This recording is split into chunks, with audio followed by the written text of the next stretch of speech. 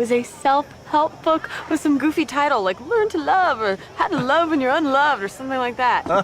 Isn't that bizarre? I don't know. You've watched the series multiple times, you get a warm, fuzzy feeling when you hear the theme song, and you pretty much died when Netflix announced a reboot. Yeah, really jazzed. Yeah.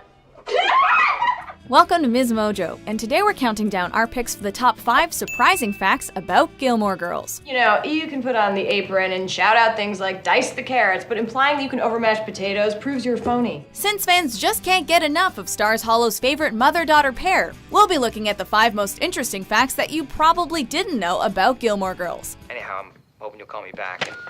Hey, how's the food coming? I'm starving. Who is that? Sounded like Christopher. Bye-bye. Number 5. Gilmore Girls scripts were way longer than the average TV script. You were on the phone. Long distance. God.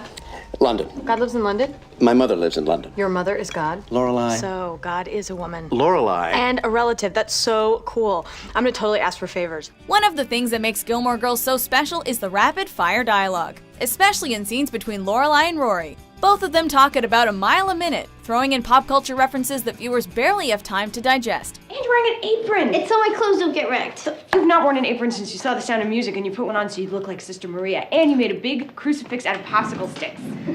Wow. What? You just went to that drawer and got that thingamabob out of there like that's what you intended all along. It was. You know where things are. I've cooked here before. If you have a hard time keeping up, don't worry. You're not the only one. Typically, scripts for an hour-long TV episode are around 55 to 60 pages long, or about a page per minute, but because of all the fast-paced back and forth, Gilmore Girls scripts typically ran up to 70 or even 80 pages. It definitely couldn't have been easy to memorize all those lines. Exactly. That's what I'm saying. It's a big bag of weird in there. So I think, well, I need inspiration, you know? I need a muse. Perhaps I need the muse. Maybe it would help if Sharon Stone would appear to me in an alarming caftan and coo inspirational words in my ear. Number 4. Liza Wheel originally auditioned to play Rory. I've thought about nothing else for 4 years but this school.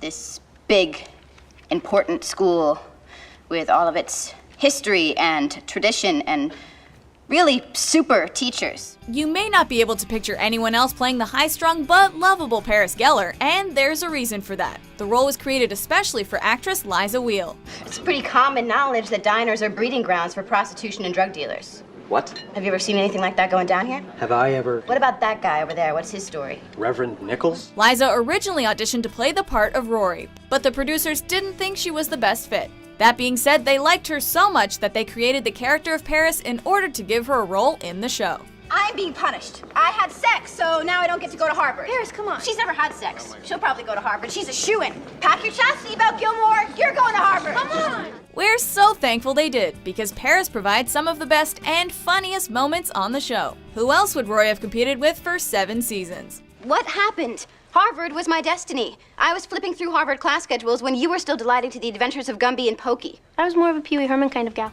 Number 3. A Jess Mariano spinoff almost happened. So, first time on the West Coast? First time on the West Coast. Okay. Did you know that Stars Hollow's resident bad boy could have had his very own show? The WB considered giving Jess his own spinoff after he left the idyllic Connecticut town. Looks nice. Thank you. What are you doing here? Move back. What? In the end, though, filming in Venice Beach was just too expensive. If you want to know about the premise of the show, just rewatch the season 3 episode Here Comes the Sun, which was a backdoor pilot for what could have been Windward Circle.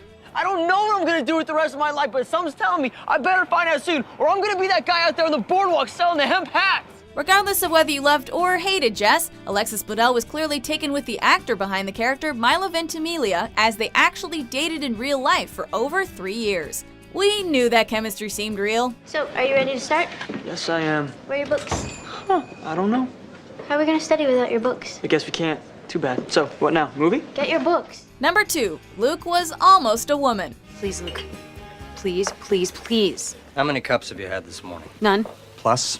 5, but yours is better. Did you know that the ultimate Gilmore Girls couple almost never existed? When the show was initially conceived, creator Amy Sherman Palladino had imagined the town cafe to be run by a woman named Daisy. After some further consideration, though, she decided that the show needed a little more testosterone. You look nice. I'm loving the tie. Thanks, you look beautiful.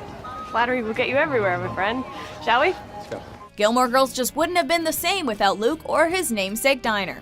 Another fun fact, there's a reason he always wears a backwards baseball cap. It's a nod to the fact that Scott Patterson, who plays Luke, was actually a minor league baseball player before becoming an actor.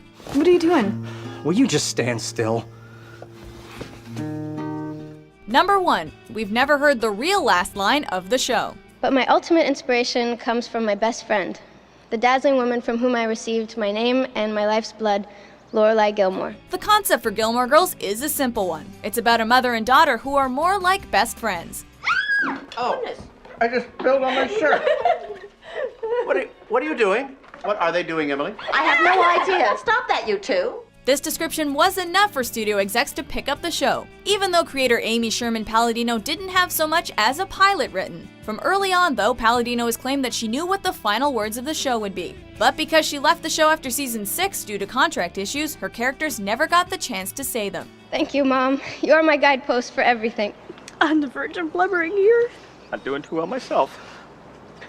Not you too.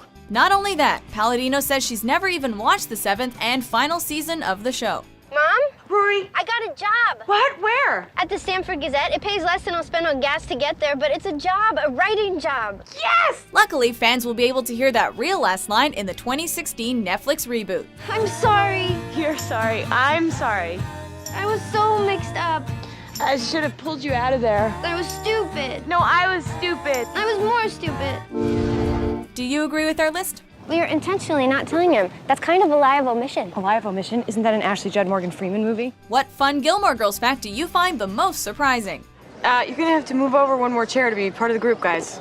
Oh, I thought maybe someone else was coming. No. You sure? Yes? Because if there is, it would be awkward to move during the ceremony. Yes, I know what awkward is. For more heartwarming top 10s and fascinating top 5s, be sure to subscribe to Ms. Mojo. I mean, if you use formula, the old lady can smoke, drink, eat as many tacos as she wants. No problemo.